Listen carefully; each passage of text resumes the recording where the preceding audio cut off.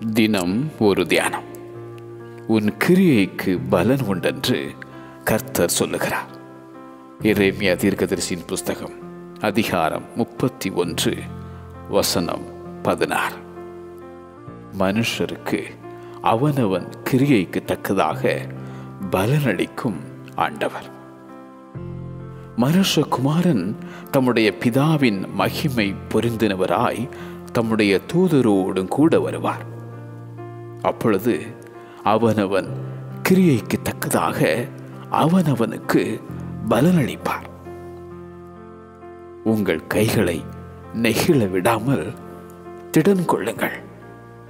உங்கள் கிரியைகளுக்கு பலனுண்டு. இதோ சீக்கிரமாய் வருகிறேன். அவனவனுடைய கிரியைகளின்படி அவனவனுக்கு நான் அளிக்கும் பலன் என்னோட கூட வருகிறது என உரைக்கும் அந்த ஆண்டவர் இயேசு.